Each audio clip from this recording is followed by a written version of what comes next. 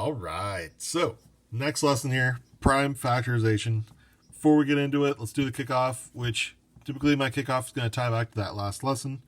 So remember, if you ever can't figure that out, what it is, you can always look back at your notes and check it out and that'll help you figure it out. So, which number is not composite? So again, pay attention to the wording. Which number is not, is meaning there's going to be one, and not composite would be the opposite composite, which is prime. So remember, something to keep in mind, if there's multiple options and you know there's only one, try to eliminate some. 57, well, it could. 9, well, I know I can break to 3 and 3, so that one's out. 15, well, I know I can do 3 and 5, so that one's out. So 41 or 57. Well, 57, not even, so we know it's got a chance. So we can't divide by 2, but we could divide by 3.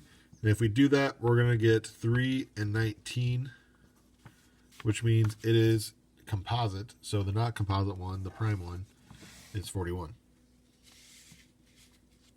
Now, what we're going to do today is we're using this to do prime factorization. So when we have a composite, what I did right here, we're factor treeing this down. That's really what we're going to be doing here. We're going to be finding the prime factors. So what prime numbers multiplied create that certain number. So if we do prime factorization of 9. So 9 we know could break down to 3 times 3.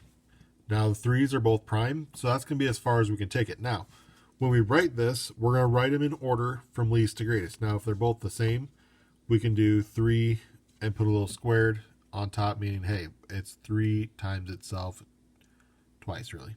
So 3 times 3. So, a little bigger number, 24 now. Well, 24. Now, one thing you can do with this, if you know it's even, we know it can divide by 2. So if I broke it down by 2, this would go to 2 and 12. Well, 12 I know could go to 3 and 4, and 4 to go to 2 and 2. So you can always go, if it's even, you can always break it down by 2. Otherwise, if you know other multiples, you can break it down to that as well. But you want to break it down so we only have the prime numbers. Now, we don't worry about the 12 and we don't worry about the 4. We worry about what's the lowest we can break this down. Well, 12 could break down more, that's why we don't worry about it. The 3 can't, but the 4 can break down more, so we don't worry about it.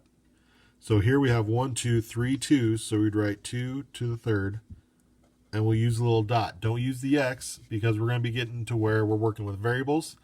And so with variables, a lot of times we use x as a variable, so we'd get confused of, well, is it multiplying, is it an x? If we use the dot, we know it's multiplying, so start using the dot in that sense. So we have our 3 2s, that are all accounted for here, and then we have a 3 left. So we start with the lowest number and then go to the biggest, and we group them all together. So our prime factorization, 2 to the third times 3. Prime factorization of 5. Well, 5, the only way we can break this down is to 1 and 5. So 5 is prime already. So it's prime factorization. It's just 5. And lastly, prime factorization of 125. Now, 125, it ends in a 5, so we know we can divide by 5. So that's where I'm going to start. So if I divide this by 5, I'm going to get 5 and 25, which 25 is going to break down to 5 and 5. So in this case, we're going to have 5 to the third would be its prime factorization. Okay. So remember, break it down as far as you can. Don't include the ones that you broke down further. Only the ones that can't be broken down anymore get put in it. Start with the lowest, and then you go to the next factor. If you have multiple factors, however many they are, that's going to be the exponent that you're going to do. So, questions, comments, concerns, you can always pan me, send me a message on Google Classroom, email me, any of that works. Otherwise, until next time, we'll talk to you later, guys.